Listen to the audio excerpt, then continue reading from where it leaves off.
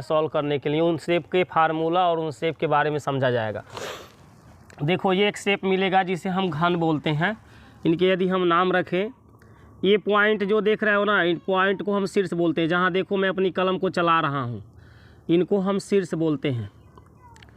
इसमें कुल कितने शीर्ष हैं ध्यान से देखते रहो। कितने शीर्ष हैं? 8 शीर्ष हैं, यानी 8 को हम नाम लिखेंगे। ए, इसका नाम बी, ऊपर वाले का सी, इसका नाम रख लो डी, ये है तुम्हारा ई, ये है एफ, और एक यहाँ पे देखो है जी, और एक यहाँ पे बच्चा है जिसको हम क्या कहेंगे? एच। ऐसे हम नाम दे दिए। तो इनमें जो ए बी है ना, इसे हम भुजा या साइड बोलते हैं। ठीक है, ये साइड मतलब किनारा हो गया, या इसको हम भुजा भी बोल सकते हैं। ए बी एक भुजा हो गया। ठीक, दूसरा भुजा हमारा कौन हो गया? B C. तीसरा भुजा तुम देखोगे तो सी डी मिलेगा, उसके बाद से डी ई मिलेगा, डी ई के बाद ई एफ मिलेगा, ई एफ के बाद हम देखेंगे तो एफ ए भी मिलेगा, एफ ए के बाद देखो तुम्हारा ए एच मिल रहा है, ए एच। ए एच के बाद बताओ कौन सा मिलेगा तुम्हारा? एच ई मिलेगा कि नहीं मिलेगा? एच ई मिलेगा। एच ई के बाद एच सी मिलेगा। ठीक है, उसके बाद तुम्हारा एफ जी मिलेगा, एफ जी के बाद बी जी है तुम्हारा, उसके बाद से तुम्हारा डी जी है, डी जी।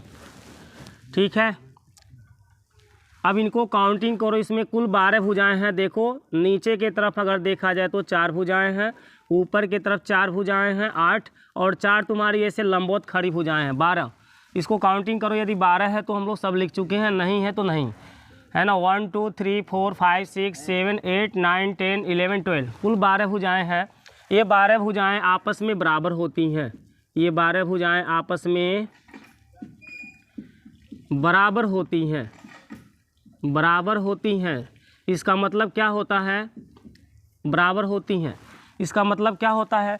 यदि ए बी मेरा 2 सेंटीमीटर है तो जितने मैंने नाम लिख दिया सब के सब 2 सेंटीमीटर होगा, तभी जाके इसका नाम घन कहलाएगा। यदि कोई भी भुजा छोटा या बड़ा हुआ तो फिर ये घन नहीं कहलाएगा। घन वही है जिनके सभी भुजाएं आपस में बराबर हैं। अगली कंडीशन, अगर हम इनमें से ए बी भुजा, बी सी भुजा, सी एच भुजा और एच ए भुजा को देखें तो एक हमें सरफेस दिखाई देगा स्क्वायर का।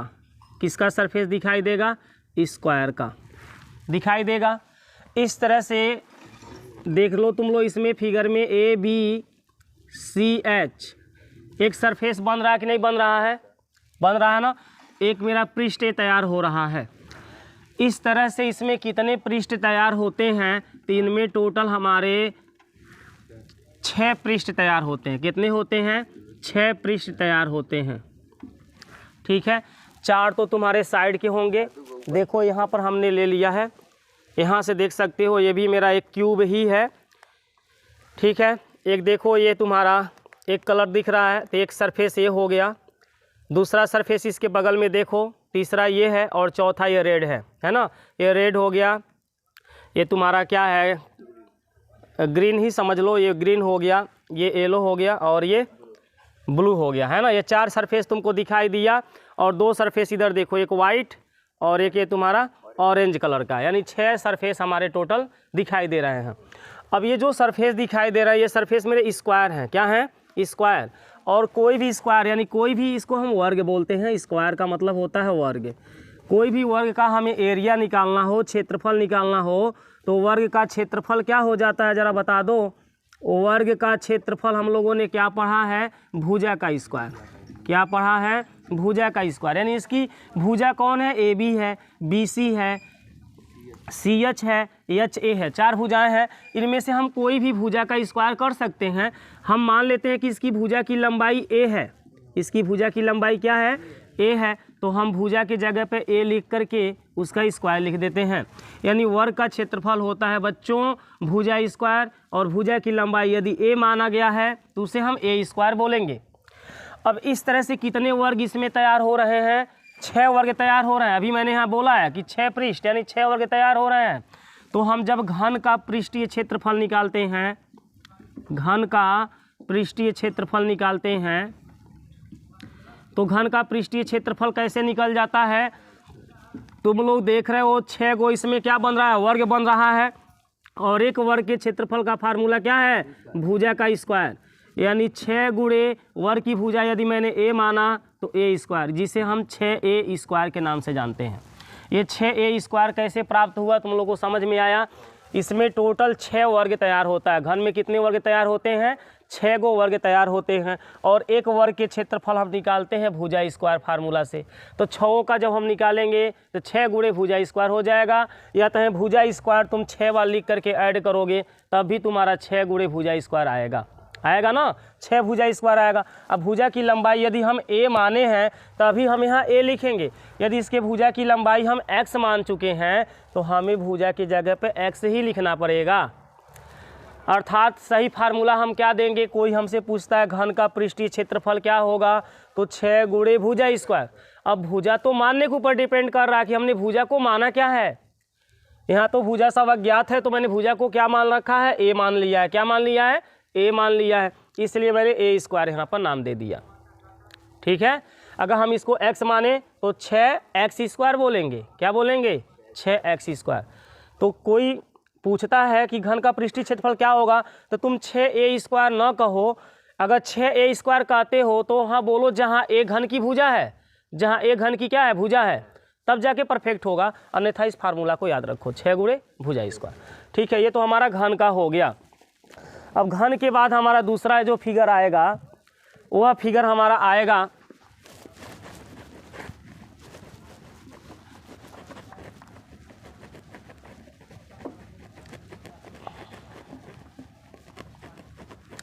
हाँ, एक चीज़ और है, देखो मैंने मिटा दिया थोड़ा सा, इसमें एक चीज़ और समझ लो। ये बताओ घन वर्ग की परिमाप का फार्मूला जानते हो क्या होता है? वर्ग की परिमाप क्या होती है? वर्ग का जो परिमाप होता है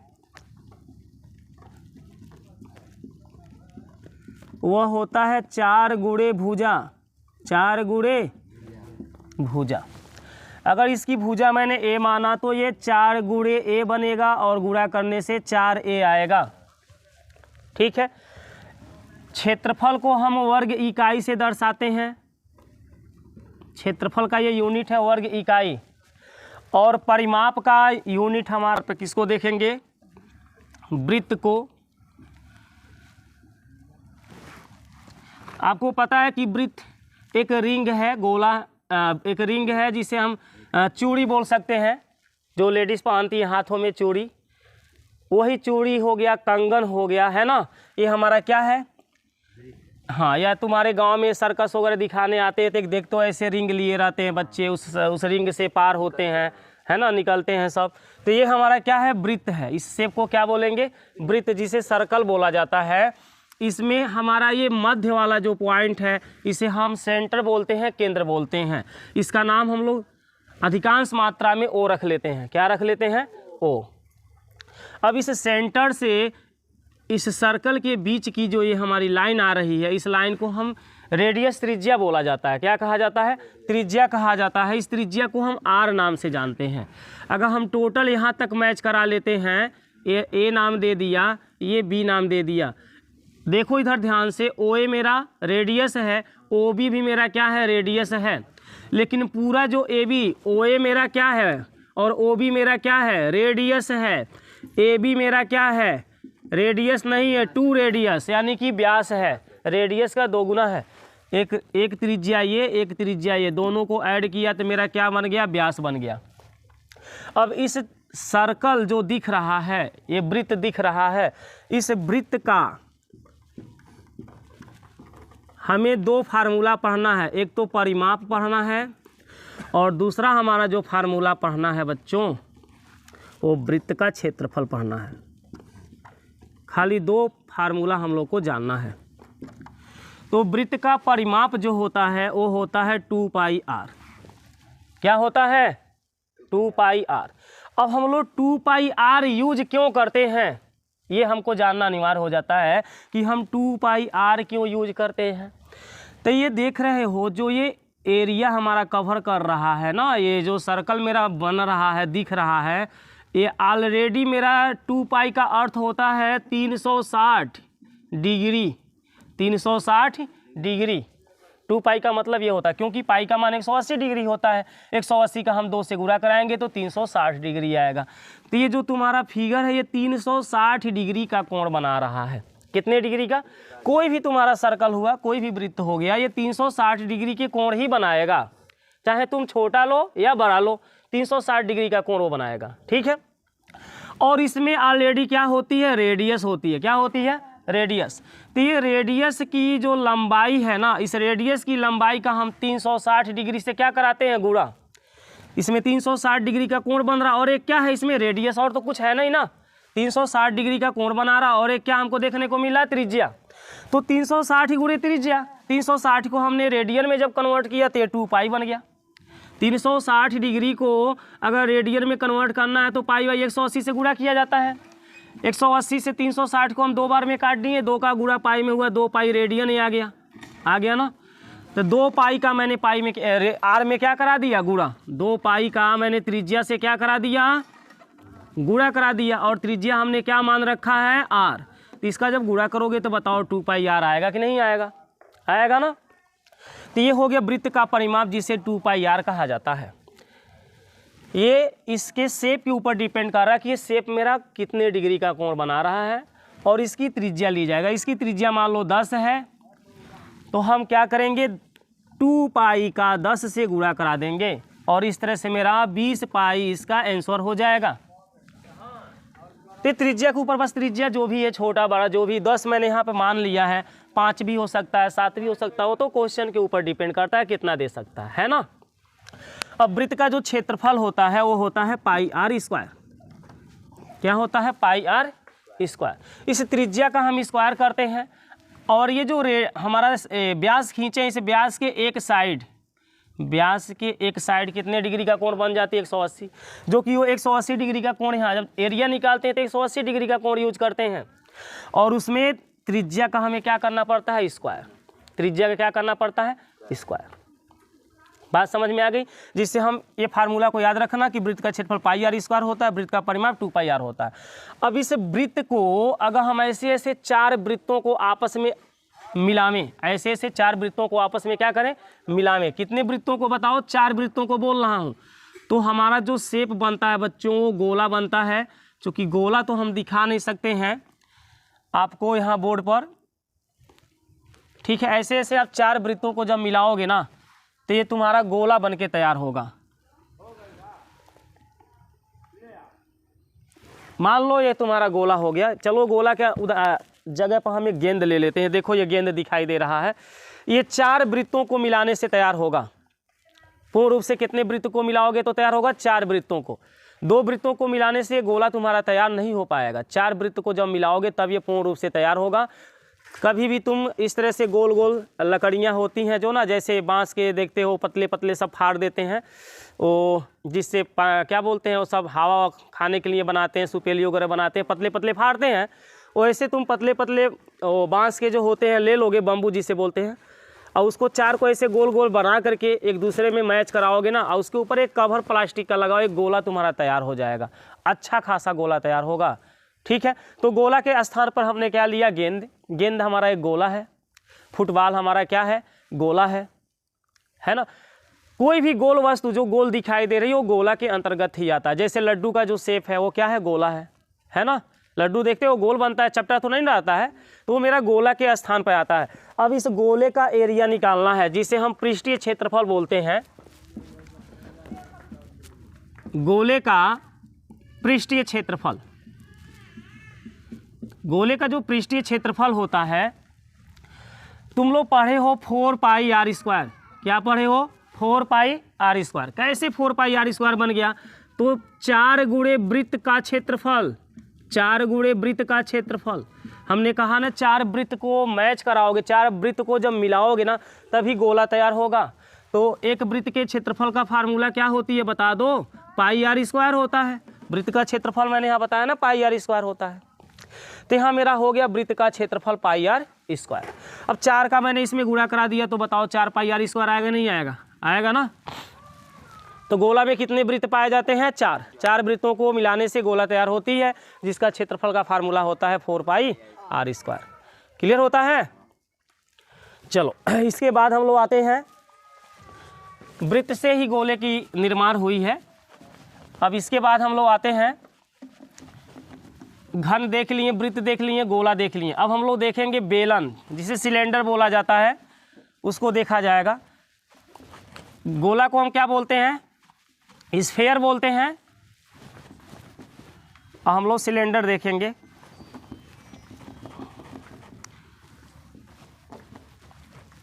मार्कर में इंक ज़्यादा है इसीलिए मिटक नहीं रहा, बहुत ज़्यादा गाढ़ा चल रहा है।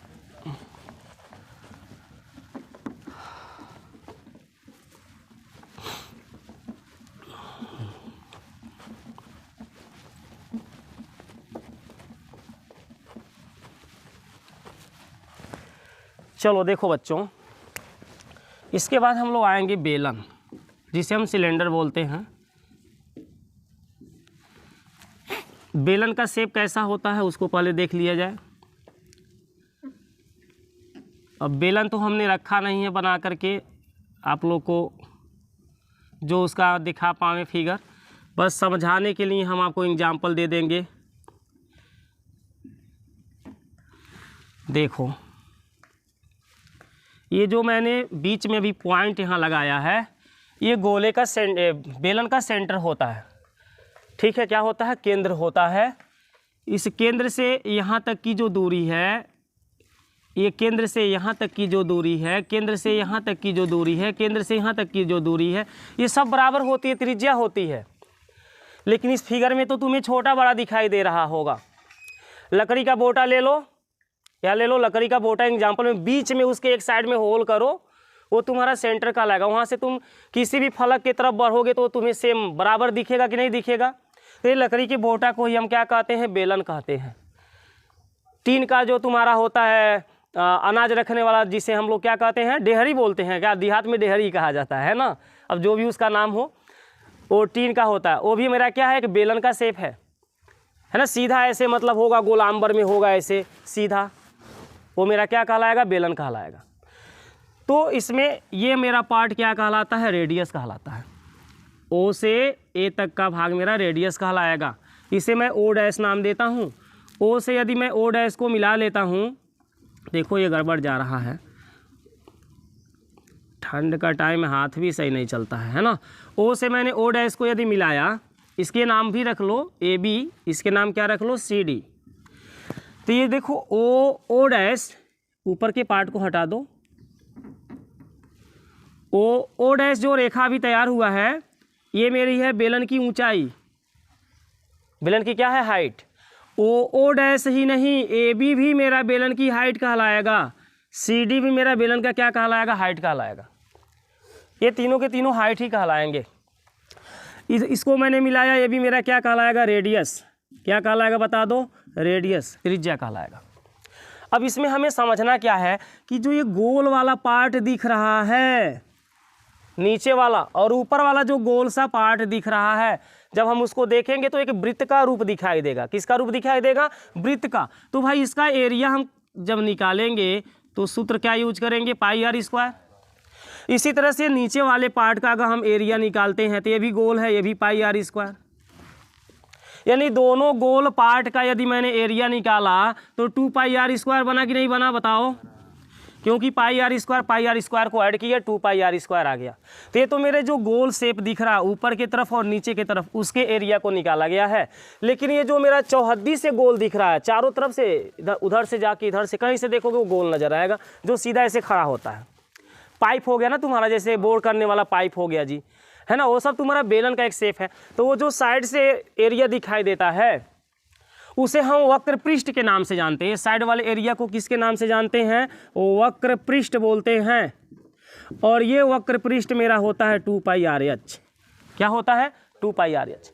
ये 2 पाई आर एच क्यों बना? तो तुम जानते हो कि ये एरिया फाइंड करने के लिए, मान लो ये जो गोल सा शेप मेरा पाइप का जा रहा है ना, जिसे हम बेलन कह रहे हैं, उसकी एक हाइट अपनी है उसकी एक अपनी हाइट है कि नहीं है, और वो हाइट जो तैयार किया गया है उसके नीचे की बनावट कैसी है, वृत्त का। किसका बनावट है, वृत्त का। तो भाई बेलन का, यहाँ स्पष्ट रूप से देखो, बेलन का वक्र पृष्ठ निकालने के लिए हमें क्या करना पड़ता है, वृत्त की परिधि, वृत्ताकार जो पार्ट इसका दिख रहा है ना यहाँ गोल सा नीचे शेप जो मेरा गोल सा दिख रहा है, उसकी वृत्त की परिधि होती है, वृत्ताकार पार्ट जो है, गुणे क्या होती है, ऊंचाई। तो वृत्त की परिधि मेरा 2 पाई r होता है और ऊंचाई क्या होता है, h, जिसे हम 2 पाई RH बोलते हैं गुणा करने से। मैं इसे वृत्त बोल रहा हूँ भाई, इसकी शेप वृत्त है ना, बेलन के वृत्ताकार पार्ट जो दिख रहा है उसकी हम परिधि निकालते हैं। ठीक है, इस बेलन का जो ये गोल सा पार्ट दिख रहा है ना उसकी परिधि निकालते हैं और इसकी हाइट से मल्टीप्लाई करा देते हैं, हो जाता है बेलन का वक्र पृष्ठ। तो बेलन की वक्र पृष्ठ हम कौन से पार्ट को बोलेंगे, जो साइड साइड से मेरा गोल सा दिख रहा है वही बेलन का वक्र पृष्ठ कहलाता है। ऊपर वाले गोल पार्ट को इसमें काउंटिंग नहीं करते हैं, इसको नहीं लेते हैं, नीचे वाले को भी नहीं लेते हैं। ठीक है, जैसे लकड़ी का बोटा हो गया ना, तो बोटा जो होता है लकड़ी का, उसके साइड साइड में सब छिलके लगे रहते हैं। छिलके होते हैं ना, लकड़ी का छिलका होता है कि नहीं होता, हर एक लकड़ी का देखिए छिलका होता है। तो उस छिलका वाले पार्ट को ही हम क्या कहेंगे, वक्र पृष्ठ कहेंगे। क्या कहेंगे, वक्र पृष्ठ। लेकिन जो बोटा मेरा नीचे से कटा हुआ है वो तो ऑलरेडी लकड़ा दिखेगा, कुछ छिलका का भी पार्ट दिखेगा, नीचे से ऊपर से जो कटा वो ऑलरेडी लकड़ा दिखेगा ना। तो जो लकड़ा वाला पार्ट है उसका मैंने अभी बताया पाई r स्क्वायर गोल ऊपर वाला, नीचे वाला भी क्या है पाई r स्क्वायर। टोटल मैंने बोला कितना होता है 2 पाई r स्क्वायर। तो जब मैं टोटल एरिया इसका फाइंड करूंगा, निकालूंगा, तो उसे हम बेलन का संपूर्ण पृष्ठ बोलते हैं। बेलन का क्या बोलते हैं बता दो, संपूर्ण पृष्ठ कहते हैं, संपूर्ण पृष्ठ। इस संपूर्ण पृष्ठ में आता है कौन कौन बता दो, बेलन का वक्र पृष्ठ आता है। बेलन का क्या आता है, वक्र पृष्ठ। संपूर्ण पृष्ठ का मतलब हो गया पूरा पृष्ठ में निकालना, संपूर्ण माने पूरा। तो मैं बेलन का पूरा पृष्ठ निकाल रहा हूँ, एक को पृष्ठ नहीं छोड़ रहा हूँ, उसे संपूर्ण पृष्ठ कहा जा रहा है। तो उसमें क्या क्या आ जाएगा, बेलन का वक्र पृष्ठ आएगा। वक्र पृष्ठ कौन है बच्चों, साइड साइड वाला है ना, जो साइड का लकड़ी का छिलका मैंने बोला बेलन हमारा वही है, लकड़ी का बोटा जो कि साइड साइड का लकड़ी का छिलका है, वही वक्र पृष्ठ कहला रहा है। अब प्लस 2 गो इसके गोल सिरा दिखाई दे रहा है, तो इसके दोनों गोल सिरों का क्षेत्रफल, दोनों गोल सिरों का क्षेत्रफल, दोनों वृत्ताकार सिरों या गोल सिरों बोल सकते हो, दोनों गोल सिरों का क्षेत्रफल, सिरों का क्षेत्रफल। अब देखो बच्चों, बेलन का वक्र पृष्ठ हम लोग 2 पाई RH पढ़े हैं, और दोनों गोल सिरों का क्षेत्रफल यहाँ मैंने बता दिया है 2 पाई r स्क्वायर होता है ना भाई। ऊपर वाले का भी पाई r स्क्वायर, नीचे वाले का पाई r स्क्वायर, दोनों को जोड़ा 2 पाई r स्क्वायर। अब इनमें हम कुछ कॉमन ले सकते हैं, 2 पाई r। क्या कॉमन ले सकते हैं, 2 पाई r, 2 पाई r दोनों में है। तो जब 2 पाई r निकला तो यहाँ बचा h, यहाँ प्लस में क्या बच गया r। ठीक है, तो बच्चों बेलन का संपूर्ण पृष्ठ हमारा है 2 पाई r h प्लस r, जिसमें बेलन का वक्र पृष्ठ होता है और दोनों गोल सिरे का क्षेत्रफल होता है। बात समझ में आ गई, बोलो कि नहीं, समझ में आया कि नहीं आया।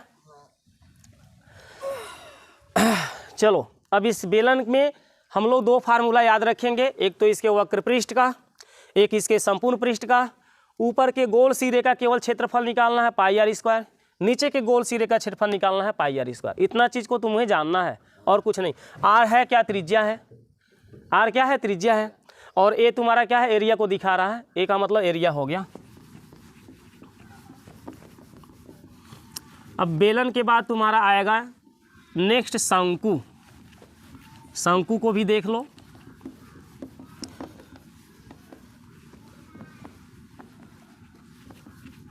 अभी हम लोग को 2 शेप जानना है, एक तो शंकु जानना है और दूसरा कौन सा जानना है बताओ बच्चों। ये जितने मैं फिगर बना के तैयार कर रहा हूँ इस पर आधारित हम लोग को सवाल देखने को मिलेगा, है ना।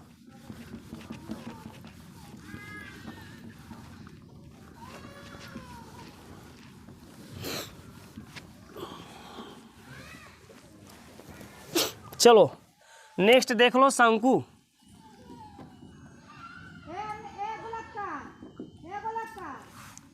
शंकु को हम कोन बोलते हैं, इंग्लिश में क्या बोलते हैं, कोन, CONE।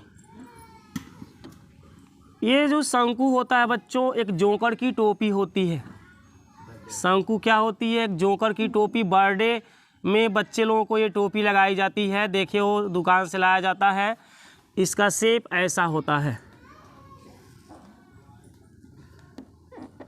ये हो गया तुम्हारा शंकु, जोकर की टोपी। ठीक है, ऊपर ये जाकर के मिला रहता है और ऊपर से ऐसे फैलते हुए आता है। नीचे का पार्ट गोल सा दिखता है, जो कि सर में बच्चे या जोकर जो भी है लगाते हैं। ठीक है, इसमें देखो ध्यान से, ये मेरा सेंटर होता है। इस पॉइंट को शीर्ष बोलते हैं। सेंटर से यदि मैंने इसे को मिलाया, इसका नाम बी रखा, इसका नाम भी क्या रखा? सी। अब बोलो क्या ये गोल सा जो पार्ट है, इस गोल पार्ट को हम ये जो पॉइंट बी मिला दिए, सी मिला दिए, ये शीर्ष है। ऐसे तो अनगिनत मेरे शीर्ष तैयार होंगे। हम ओ से बहुत से मिला सकते हैं, ये सब मेरे त्रिज्या ही कहलाएगा। अनगिनत शीर्ष तैयार होंगे, होंगे कि नहीं होंगे? भाई एक वृत्त है, उसके सेंटर से मैंने ये मिलाया, ऐसे बहुत से मिलाया जा सकता है। तो ये सब मेरे जगह बूंद बूंद पे शीर्ष तैयार होने लगेगा। तो ये मेरे शीर्ष नहीं है। शीर्ष वो होता है जहाँ पर हमारी भुजाओं का मिलान होता है। तो ये मेरा शीर्ष है, ऊपर वाला पॉइंट। बस इसे हम भुजा बोलेंगे, क्योंकि एक मेरा त्रिज्या को तैयार करता है। किसको तैयार करता है? त्रिज्या। ये त्रिज्या ही तो है, बोलो। ये त्रिज्या है ना मेरा, ये त्रिज्या हो गया। और ओ से ये जो सीधा रेखा जाता है, उसे हम ऊंचाई बोलते हैं। हाइट, किसी भी चीज़ की हाइट नापना हो तो हम 90 डिग्री के कोण पर नापते हैं। कैसे नापते हैं? 90 डिग्री कोण पर सीधा नापेंगे। ये नहीं है कि हम उसको ऐसे झुका के नाप देंगे, कह देंगे इसकी हाइट हो गई। नहीं, ऐसा नहीं होता है। इसकी हाइट है, लेकिन ये तिर्यक हाइट कहलाती है, तिरछी ऊंचाई के नाम से जाना जाता है। तो ये मेरी हो गई बच्चों हाइट। कौन सी रेखा? ओए रेखा। और ये जो ए बी दिखाई दे रही है ना, ये मेरा तिर्यक ऊंचाई है। क्या है? जिसे हम एल से दर्शाते हैं। एल को क्या कहते हैं? तिर्यक ऊंचाई, तिर्यक ऊंचाई। और एच को क्या बोलते हैं? बताओ, एच को क्या बोलते हैं? ऊंचाई। ठीक है, और आर को क्या कहते हैं? त्रिज्या।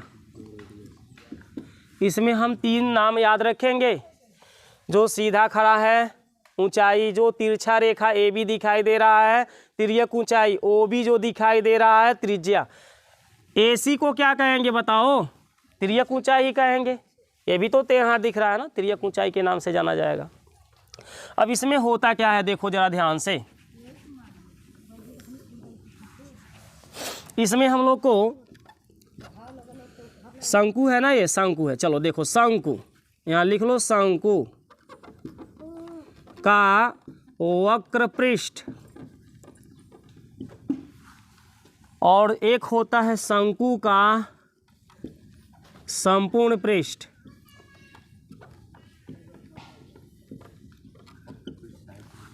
और एक होता है शंकु की तिर्यक ऊंचाई, शंकु की तिर्यक ऊंचाई। ठीक है, तिर्यक ऊंचाई, जिसको हम क्या बोलते हैं बच्चों? एल। क्या बोलते हैं? शंकु के तिर्यक ऊंचाई को एल कहते हैं। ठीक है, अब शंकु का वक्र पृष्ठ कौन सा है? ये जो तुम्हारा साइड से गत्ता दिख रहा है ना, जो गत्ता है मेरा, जोकर की टोपी गत्ता जैसा, मान लो गत्ता से बना, वो साइड वाले पार्ट को हम वक्र पृष्ठ बोलते हैं। जो कि फार्मूला इसका बनता है पाई आर एल। क्या बनता है? पाई आर एल। एल क्यों यूज हो रहा है? क्योंकि भाई एल साइड का तो मेरा गत्ता है, ये बीच में थोड़ी ना गत्ता है कि एच आ जाएगा इसमें। बीच में तो खाली रहता है, साइड में मेरा गत्ता रहता है, वो एल मेरा यूज हुआ। इसकी एक अपने आप में त्रिज्या तैयार हो रही है, त्रिज्या। और ऑलरेडी ये कितने डिग्री के कोण पे खड़ा है? बताओ, ये कितने डिग्री के कोण पे है? 180 डिग्री के कोण पे खड़ा है। यार ये व्यास की एक तरफ, किसी भी सरल रेखा की एक तरफ 180 डिग्री का कोण बनता है ना, तो पाई आर एल हो गया। संपूर्ण पृष्ठ जब हम निकालते हैं तो इसमें वक्र पृष्ठ के साथ साथ ये गोल सिरे का क्षेत्रफल यूज किया जाता है। संपूर्ण पृष्ठ का मतलब, जैसे इसको नीचे से भी मैंने क्या किया? पैक कर दिया। नीचे से क्या किया? पैक कर दिया। ऊपर से तो ऑलरेडी ये गत्ता से पैक है, नीचे से भी मैंने क्या किया? गोल वाला पार्ट को पैक कर दिया। तो जो साइड से पैक है उसको तो वक्र पृष्ठ बोल रहे हो, पाई आर एल बोल रहे हो। प्लस अब इसमें कौन सा यूज हो रहा है? जो नीचे का गोल सा पार्ट मेरा पैक हो गया, जो कि ये गोल सा पार्ट पैक हुआ, ये वृत्त है कि नहीं है, वृत्त इसका शेप है, जिसका फार्मूला हो जाता है पाई आर स्क्वायर। अब इनमें हम कॉमन क्या ले सकते हैं, पाई आर को कॉमन ले सकते हैं ना, पाई आर, देखो पाई आर दोनों में है। तो जब मैं पाई आर यहाँ से निकाला तो क्या बच गया, यहाँ पर एल बच गया। अब प्लस यहाँ पर देखो आर मेरा एक बचेगा, क्योंकि यहाँ आर का स्क्वायर लगा हुआ है, यानी आर मेरे गुणे में 2 गो हैं, तो एक आर तो मेरा कॉमन में आ गया, एक आर मेरा यहाँ बच गया। समझ रहे हो ना, आर स्क्वायर का अर्थ बच्चों होता है आर गुणे आर। देखो 2 आर दिखाई दे रहा है कि नहीं दे रहा है, तो एक आर मेरा कॉमन में आ गया, एक आर मेरा बच गया। ठीक है, तो इसमें आप लोग को 2 फार्मूला जानना होगा। और तीसरा फार्मूला इसकी तिरछी ऊंचाई जो एल है, तो ये जो तिरछी ऊंचाई एल है, इसके स्क्वायर बराबर बच्चों होता है H square plus R square. क्यों ये फार्मूला तैयार होती है, तो अगर मैं एल एच आर में संबंध देखूं, ये एच वाली रेखा है, ध्यान से देखना, कौन सी रेखा है, एच वाली रेखा है, कौन सी रेखा, ओ ए, ओ बी क्या है, आर है, और ए बी क्या है, एल है। ये रेखाएं मेरे 90 डिग्री के कोण पे मिल रही है। त्रिज्या और ऊंचाई कितने डिग्री के कोण पे मिल रही है बताओ, त्रिज्या और ऊंचाई 90 डिग्री के कोण पे मिल रही कि नहीं मिल रही है। तो अगर हम देखें तो ए ओ बी मेरा एक समकोण त्रिभुज का निर्माण कर रहा है, बोलो, ए ओ बी किसका निर्माण कर रहा है, समकोण त्रिभुज का। ऐसा बन ओ ए बी, यही तो मैंने नाम रखा है, ये बोला त्रिज्या है, ये बोला ऊंचाई है, ये बोला तिरछी ऊंचाई है। यहाँ 90 डिग्री का कोण बन रहा है, यही शेप यहाँ पर मैं तुमको दिखा रहा था, जो वहाँ बना दिया हूँ। अब देखो, इसको हम 90 डिग्री के सामने वाले रेखा को पढ़े हैं कर्ण के नाम से, इसको जाना जाता है। अगर हम एंगल इस कोण को देखा जाए तो ये मेरा लंब बन जाता है और ये मेरा आधार बन जाता है। ऊपर वाले को देखोगे तो ये लंब बनेगा और ये आधार बनेगा। कोण के ऊपर डिपेंड कर रहा है हम किस कोण को देख रहे हैं। तो तुम लोग समकोण त्रिभुज में पढ़े हो पाइथागोरस प्रमेय, पाइथागोरस प्रमेय क्या होती है, कर्ण का स्क्वायर इक्वल लंब का स्क्वायर प्लस आधार का स्क्वायर, पढ़े हो ना। कर्ण इसमें कौन सा रेखा है, ए बी, जिसे एल के नाम से जाना जा रहा है। लंब मेरा है ओ ए, जिसे एच के नाम से जाना जा रहा है, और आधार है बच्चों ओ बी, जिसे आर के नाम से जाना जा रहा है।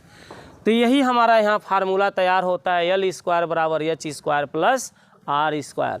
अगर हम एल पर से स्क्वायर को हटा देते हैं, कब हटता है, जब मैं इसका वर्गमूल निकालूंगा। एल स्क्वायर का वर्गमूल क्या होता है, एल, और इसका जब वर्गमूल निकालोगे ना तो ये रूट के अंदर क्लोज हो जाएगा, एच स्क्वायर प्लस क्या हो जाएगा, आर स्क्वायर। वर्गमूल जब भी निकलता है, ध्यान से देखो, वर्गमूल जब निकलेगा ना तो ये रूट में बंद हो जाएगा, ये भी रूट में क्या होगा, बंद हो जाएगा। लेकिन एल स्क्वायर तो रूट के बाहर आ जाएगा, क्योंकि अपने स्क्वायर फॉर्म में है, और ये स्क्वायर फॉर्म में है, लेकिन दोनों ऐड नहीं हो सकते हैं, दोनों अलग अलग नाम से हैं, दोनों ऐड नहीं हो सकते हैं। अगर रूट के अंदर मेरा एच स्क्वायर आर स्क्वायर हो तो हम एच आर बाहर कर सकते हैं, रूट से बाहर हो जाएगा। लेकिन ये दोनों देखो अलग अलग हैं, ये प्लस का चिन्ह बीच में आके खड़ा है, इनको हम जोड़ नहीं सकते हैं, क्योंकि एच अलग आर अलग, दोनों अलग अलग हमारा हो जा रहा है ना। चर, ये देखो, ये अचर, ये चर दोनों का नाम अलग अलग है। चर इसको बोलते हैं ना, एबीसीडी के जो कोई भी संख्या, एबीसीडी के कोई भी नंबर हो, उसको हम चर ही बोलते हैं। तो एच मेरा अलग चर है, आर मेरा क्या है, अलग चर, इनको जोड़ नहीं सकते। क्या एक्स में वाई को जोड़ सकते हो, नहीं जोड़ सकते हो। एक्स प्लस वाई कहोगे नहीं कहोगे कि एक्स वाई बोल दोगे, एक्स वाई तो मेरा गुणा करने पाएगा। तो उसी तरह से इन दोनों को जोड़ नहीं सकते, तो ये रूट में क्या होगा, बंद हो जाएगा। एल स्क्वायर का वर्गमूल एल आ गया, लेकिन इसका वर्गमूल नहीं निकलता है। तो बच्चों एल बराबर क्या फार्मूला आपने देखा, बताओ। एल बराबर हमने देखा रूट के अंदर H square plus R square, ठीक है, जो कि ये फार्मूला इस स्टेप से तैयार किया जाता है। ये जो स्टेप हमने देखा यहीं से बना है वर्गमूल लेने पर। अगर हमें एच का मान यहाँ से निकालना रहे तो क्या करोगे, आर को एल की तरफ भेजोगे, L square minus R square equal क्या बन गया, एच स्क्वायर। अगर हमें एच का मान निकालना है तो इस आर को बराबर के इधर ला लेंगे। अगर हमें आर का मान निकालना है तो एच को इधर लाएंगे, तो ये बनाएगा L square minus H square equal R square. तो यही मेरा मेन फार्मूला है, जिसके द्वारा ये 2 फार्मूला हमारा तैयार किया गया है। पाइथागोरस प्रमेय में भी ये मेन फार्मूला है, कर्ण स्क्वायर इक्वल लंब स्क्वायर प्लस आधार स्क्वायर। और इसी के द्वारा हम लंब यदि निकालना है तो आधार को इधर लाते हैं, आधार निकालना है तो लंब को इधर लाते हैं, पक्षांतर करके, है ना। तो तुम लोग शंकु भी देख लिए। अब इसके बाद अर्धगोला को देखो। अर्धगोला बहुत ही खास चीज़ है। अर्धगोला में ज़्यादा बच्चे कंफ्यूज होते हैं, ठीक है, इसलिए अर्धगोला को भी हम लोग आज देख लेंगे। उसके बाद एक्सरसाइज के क्वेश्चन को देखा जाएगा। पहले इनमें हम सब कुछ जान जाए कि होता क्या है, कौन किसको क्या कहा जाता है।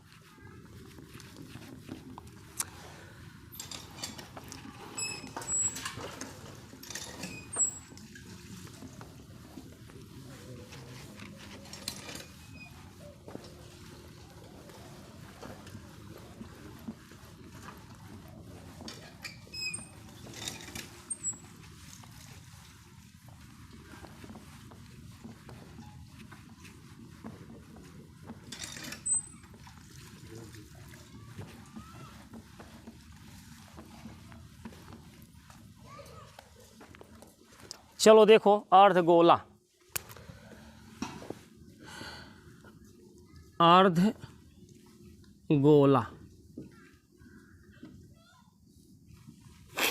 है ना, हाफ स्फेयर, हाफ स्फेयर इसको बोलेंगे। इसका देखो फिगर कुछ ऐसे होगा।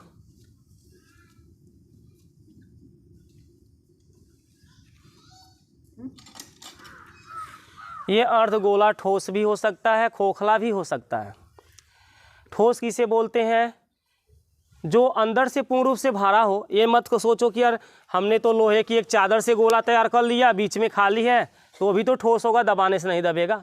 यहाँ दबाने की बात नहीं हो रही है कि कौन हार्ड है कौन मुलायम है, इससे मतलब नहीं है।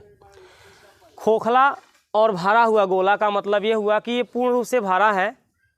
जैसे मान लो हम लड्डू को बीच में से काट दें तो वो दो पार्ट में बटेगा, तो वह मेरा जो आधा आधा गोले का शेप देगा ना, वो मेरा ठोस गोला कहलाएगा, भरा हुआ गोला कहलाएगा, खोखला नहीं कहलाएगा। लेकिन यदि हम गेंद को बीच में से काट देते हैं तो वह खोखला कहलाएगा, क्योंकि अंदर से खाली है। अंदर से वो क्या है? खाली है। तो अगर ये अंदर से खाली है, पहले उसके बारे में समझो, भर जाए तो उसके बारे में समझो। अंदर से बच्चों खाली है, ये अंदर से क्या है? खाली है। तो बताओ क्या होगा? अंदर से जो खाली है, तो जो अंदर का खाली एरिया है ना, उसको हम कहते हैं अर्धगोले का वक्र पृष्ठ बोल सकते हो, आंतरिक वक्र पृष्ठ बोल सकते हो। अर्धगोले का क्या कह सकते हो? अर्धगोले का आंतरिक पृष्ठीय क्षेत्रफल, आंतरिक पृष्ठीय क्षेत्रफल बोलो, वो पृष्ठीय क्षेत्रफल होता है। तो बच्चों वो होता है 1/2 multiply pi R square, sorry 1/2 multiply 4 pi R square, क्योंकि पूरे गोले का फार्मूला तुम लोग क्या पढ़े हो? 4 पाई आर स्क्वायर। और 1/2 मैंने क्यों किया? क्योंकि ये आधा है। तो 2 से ये 4 जब मेरा कट जाएगा तो आ जाएगा 2 पाई आर स्क्वायर। यानी अर्धगोले का आंतरिक पृष्ठीय क्षेत्रफल 2 पाई आर स्क्वायर।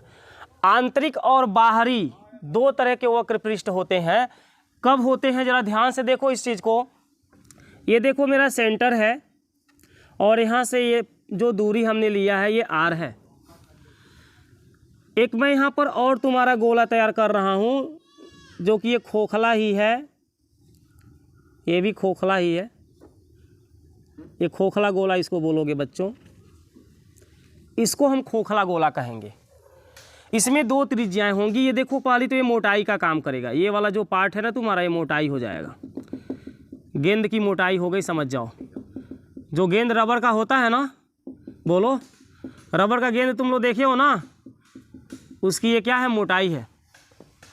तो इसमें बताओ ओ से ए तक तो तुम्हारा एक त्रिज्या बन रहा है, और ओ से ए पॉइंट को मैंने बी नाम दिया, तो ओ बी भी मेरा क्या बन रहा है? त्रिज्या बन रहा है। इस त्रिज्या में ए भी मेरी क्या हो जाएगी? मोटाई हो जाएगी। ये सब मेरा मोटाई है जी। साइड साइड वाला ये पार्ट क्या है? मोटाई। समझ पाए कि नहीं समझ पाए?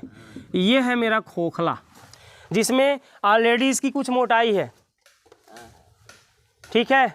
इसको हम गोलीय कोष के नाम से भी जानते हैं, अर्धगोलीय कोष कहते हैं, जिसमें हमारे दो त्रिज्याएं होते हैं। एक तो होती है बाहरी त्रिज्या, जिस बाहरी त्रिज्या को हम R1 नाम से जानते हैं। बाहरी त्रिज्या को किसके नाम से जानते हैं? R1। और एक होती है हमारी अंदर की त्रिज्या, जिसे हम R2 नाम से जानते हैं। इसे हम आंतरिक त्रिज्या कहते हैं। इसमें दो त्रिज्याएं बताओ, एगो OA है जो आंतरिक त्रिज्या होगी, OB को हम बाहरी त्रिज्या कहेंगे। तो अगर हमें बाहर का पृष्ठ निकालना है, कहाँ का पृष्ठ निकालना है, बाहरी पृष्ठीय क्षेत्रफल निकालना है, अर्ध गोले का बाहरी पृष्ठीय क्षेत्रफल, अर्धगोले का बाहरी पृष्ठीय क्षेत्रफल। तो बच्चों 2 पाई r1 स्क्वायर लिखोगे, क्योंकि इसमें हम बाहर वाला त्रिज्या लेंगे r1 को, और अगर हम अंदर का निकाल रहे हैं जिसका नाम r2 दे रखे हैं, क्या नाम दे रखे हैं, तो यहाँ पर हमारा 2 पाई r2 स्क्वायर हो जाएगा। ध्यान से देखो इस बात को, अर्धगोले का आंतरिक पृष्ठीय क्षेत्रफल 2 पाई r2 स्क्वायर, और बाहरी होता है 2 पाई r1 स्क्वायर। अगर जो तुम्हारा ऐसे इसका कुछ मोटाई बताएगा ना कि उसकी मोटाई है, तब वहाँ पे 2 त्रिज्याएं तैयार होंगी।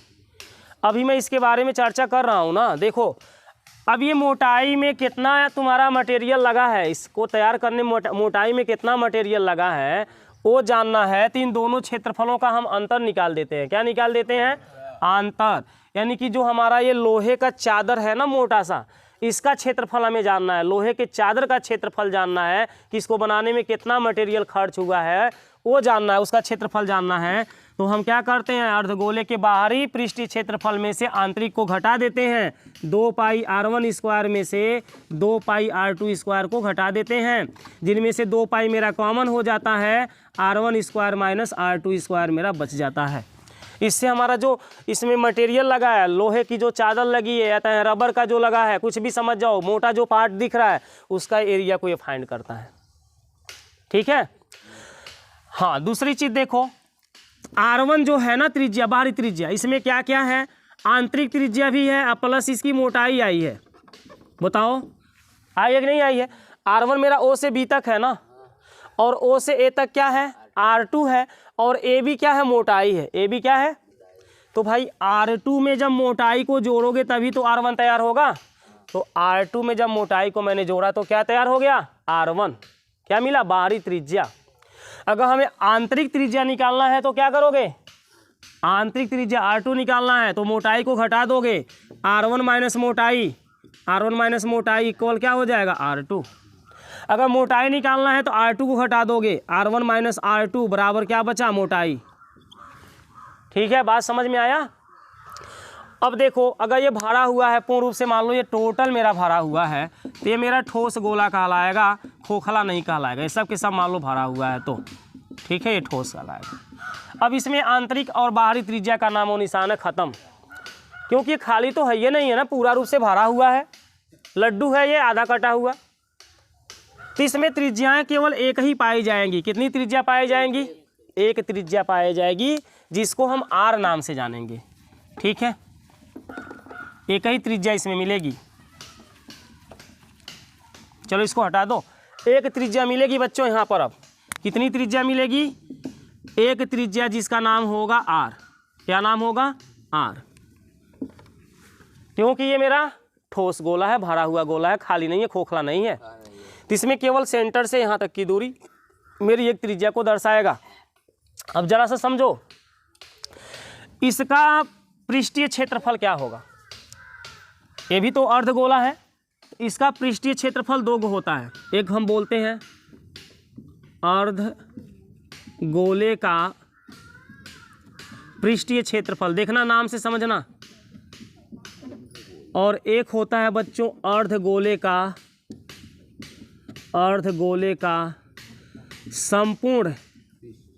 संपूर्ण पृष्ठीय क्षेत्रफल। ये हमको समझना काफ़ी इम्पोर्टेंट होता है, बच्चे यहाँ पर क्लियर नहीं हो पाते हैं।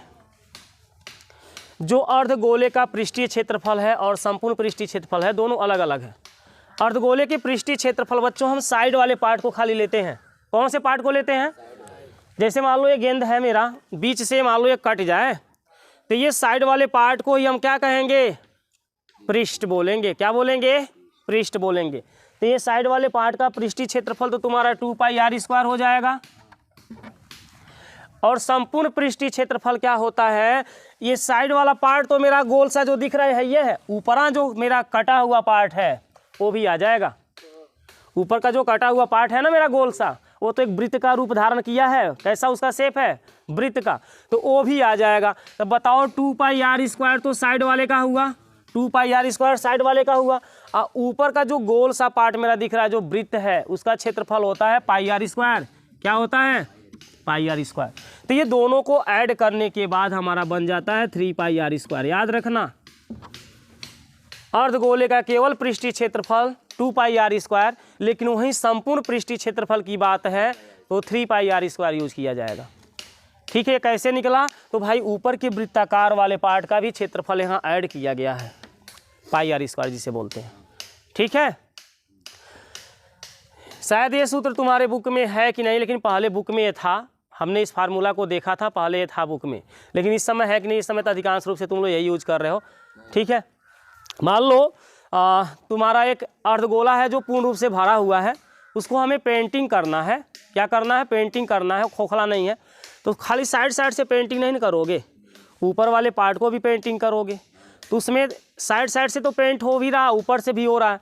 तो अगर उसका तुमने कितना एरिया पेंटिंग किया है ये निकालना है, तो हम इस फार्मूला को यूज करेंगे। खाली तुम साइड साइड से पेंटिंग किए हो, ऊपर से पेंटिंग जो मेरा वृत्त के जैसा शेप दिख रहा है ऊपर का, उसको नहीं किए हो, तो उसका एरिया निकालने के लिए 2πr²। ठीक है, समझ में बातें आई कि नहीं आई? तो इतने जितने हमने फार्मूला को बताए, इन फार्मूला को तैयार रखो, फिर तुम्हारा कोई भी क्वेश्चन नहीं फंसेगा। क्वेश्चन को ध्यान देना है कि वो कह क्या रहा हो। सारी बातें हमने बता दिया है कि वक्र पृष्ठ क्या है, संपूर्ण पृष्ठ क्या है ना, सारी कुछ तुम लोग को समझा दिए हैं। अब इसी पे इसको क्लोज करते हैं, नेक्स्ट टर्न पर आगे तुम लोग को देखेंगे। ठीक है।